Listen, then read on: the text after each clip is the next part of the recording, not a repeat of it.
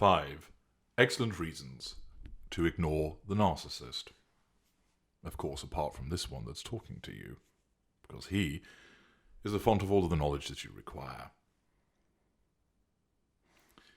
It's commonly the case that as a consequence of not understanding narcissism, failing to understand the necessities of a no-contact regime, and the obscuring power of emotional thinking, that a victim of the narcissist is drawn into some kind of interaction with us.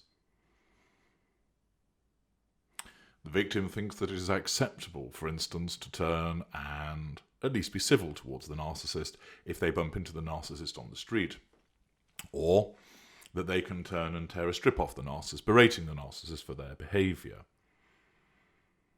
Possibly to ask the narcissist, why have you done what you've done? Or what do you think you're playing at when you said this to our daughter when she was with you last week? Getting on the telephone and lambasting the narcissist for what the narcissist has been saying about the victim, as you hear about the smears that have been put about concerning you. These reactions are common and understandable, but of course, they lead to more problems for you. And instead, it is axiomatic that you obey the first golden rule of freedom, which is once you know, you go, you get out, you stay out. No excuses, no reasons, no buts and ifs as to why you should be maintaining any form of interaction between you and the narcissist. A common difficulty that people have is understanding how they should behave should the narcissist approach them in person. You may well have blocked, you may well have even improved that situation by changing your telephone number. So there's no difficulty there. The narcissist can't ring you or text you because they don't know your number. You've come off social media sensibly, at least for a period of time, and therefore again, there's nothing to ignore because you're not going to see the messages when they arrive. But what happens when the narcissist comes and hoovers you directly, in person, either coming to your door, knocking on it, wanting to talk to you, or hanging around and waiting for you outside your place of work, or you just happen to bump into the narcissist walking down the road, in a bar, at the library, at the shopping centre? Too often, because your emotional thinking is not yet at the lowest level that it ought to be, it gets hold of you and causes you to make the mistake of thinking, well, I'll just be civil, at least it's okay that we're polite. Or even causing you perhaps to round on the narcissist, saying, you've got a fucking cheek showing your face in here. Who do you think you are after the way that you've treated me? Your narcissistic trait of pride being corrupted to cause you to lash out in such a manner. Or your narcissistic trait of anger causing you to erupt. It might be that the narcissist shows up with your replacement, and therefore your narcissistic trait of jealousy and envy is corrupted, causing you to go over and say something to this person, saying, good luck being with him, he'll only fuck you over like he did with me. The problem for you is that where the narcissist appears in person, following your escape or disengagement, it invariably can occur in those early stages of your no-contact regime. Your emotional thinking doesn't disappear overnight. It takes time to reduce. It's like being on a diet. If you need to shed 3 stone, short of cutting your leg off, you're not going to get rid of 3 stone overnight. It will take months of eating sensibly and exercising to get you down to that target weight.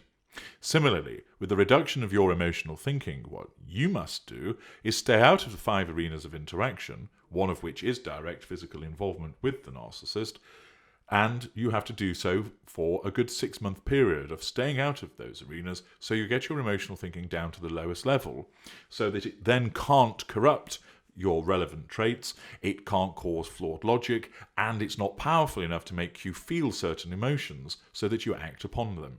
That is part of the achievement of your recovery. But when it comes to the direct physical hoover by the narcissist, turning up in person, as I say, at your house or at your apartment, at where you work, or at a place that you're at, here are 5 excellent reasons that you need to drive into your brilliant minds and keep fixed there as to how you can secure the win. take note of these, apply them, and keep them at the forefront of your mind with regard to any potential physical hoover that comes about from the narcissist. Of course, you should have organised your no-contact regime to minimise the risk of these direct physical hoovers. For instance, staying away from particular places that you know the narcissist will go to, staying away from particular places that the narcissist knows that you attend. There is much that you can do to reduce the risk in that regard. But to bolster those prospects and to understand how it impacts upon the narcissist without having to see it, I'm going to explain to you the 5 excellent reasons to ignore the narcissist.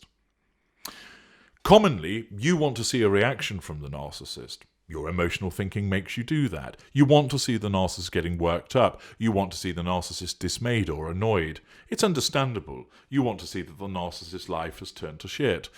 Again, all of this is driven by the corruption of your empathic and narcissistic traits, by your emotional thinking. But it doesn't actually stand you any good stead.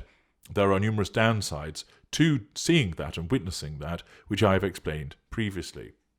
What you need to keep in mind is this. You may want to understand everything about serial killers, but what you don't do is become friends with one. You watch a documentary about them. You might want to understand all of the behaviours of a lion, but what you don't do is venture into the lion's den, because it will maul you, because a lion is a lion. And similarly, you, driven by your own addiction and the desire to see what the outcome is, are conned by your emotional thinking, trying to cause you to witness the response and understand by being there how the narcissist reacts. You don't need to. You have access to me. I know how our kind think and operate and how we feel as a consequence of the things that you do towards us. Therefore, what you ought to do is benefit from my unrivaled information by listening to me, paying heed to what I explain to you, and applying that. So, here are the 5 excellent reasons to ignore the narcissist which you need to pin at the forefront of your mind. Number 1, you will wound the narcissist. 1-0 to you. If you ignore us in person, you cause substantial wounding to us.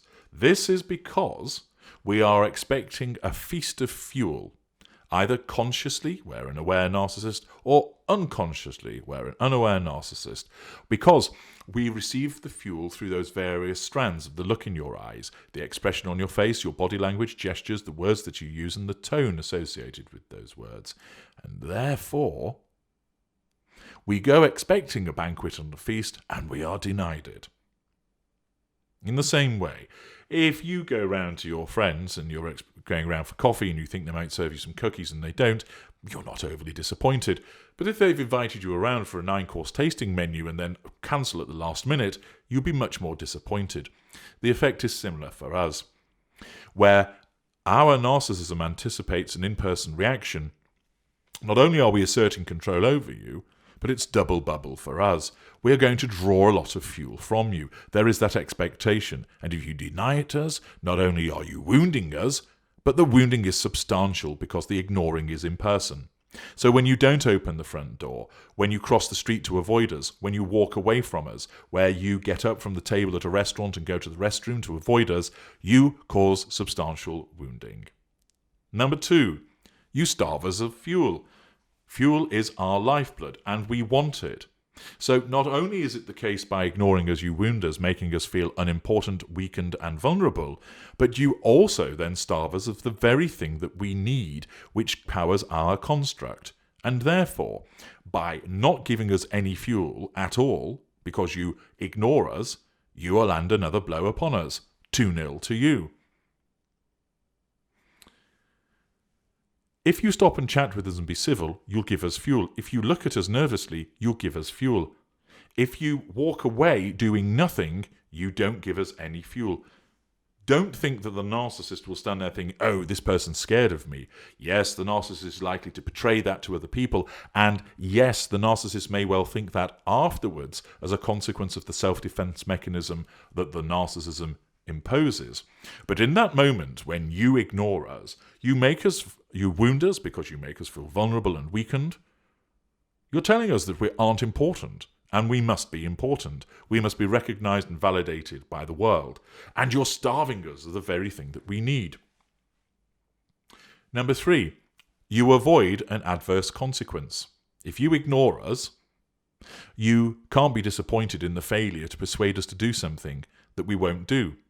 If you avoid us, you don't suffer the lambasting that you ordinarily would get if you engaged with us in an argument. If you ignore us by staying behind a closed door, then all of the name-calling that might be issued just bounces off the door. You stick some headphones on, you can't hear it. Therefore, it doesn't impact upon you. If you're behind that closed door, you can't be beaten. You can't be spat at. You can't have your money taken. You see, ordinarily, if you engage with us, you risk suffering an adverse consequence, whether it's frustration at not getting an outcome, whether being physically assaulted, verbally assaulted, whether it's being made to feel belittled and invalidated. All of those things and more are the adverse consequences of the engagement. However, if you ignore us, you won't suffer those things, and therefore 3-0 to you. Number 4, you will not suffer a significant increase in your emotional thinking because you're not interacting with us. Yes, the moment you see us, your emotional thinking will go upwards slightly. But if you walk away, remain away, stay behind that closed door, put the headphones on, don't listen to what's being shouted through the letterbox, then you're not interacting with us, and therefore your emotional thinking can't climb. Emotional thinking is your enemy within. No contact is the way to get it down. And if you don't interact with us because you ignore us, you don't suffer an increase in emotional thinking. 4-0 to you. And finally, the 5th excellent reason to ignore the narcissist is that you decrease the risk of being hoovered, all else being equal. This is because, let us say on Monday you ignore the narcissist in person, on Tuesday you come on the narcissist radar. The narcissism asks, in the unconscious, is this person under control? Answer, no. Therefore, first law of narcissism, all appliances must be brought under control and kept under control. Therefore, the narcissism behooves the narcissist to try and assert control over you. However, in evaluating whether this should involve a hoover, one of the considerations is, has the narcissist been wounded recently, and if so, how recently and how substantial was it?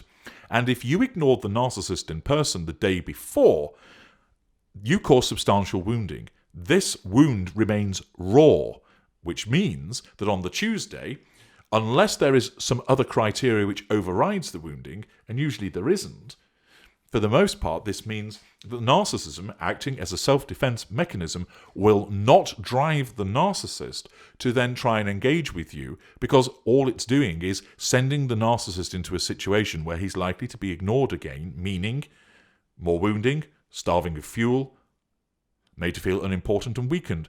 The self-defense mechanism hasn't done its job. Therefore, by ignoring us on the Monday, you reduce the risk, all else being equal, of being hoovered for a few days, possibly a few weeks. Depends upon the other criteria and what else is going on in the narcissist fuel matrix. Conversely, if you interact with us in a friendly way, you increase the risk of being hoovered because you're then viewed as a friendly. And when you come on the radar the following day, the narcissism basically says, have we been wounded recently? No. Good. Therefore, you're more likely to be hoovered.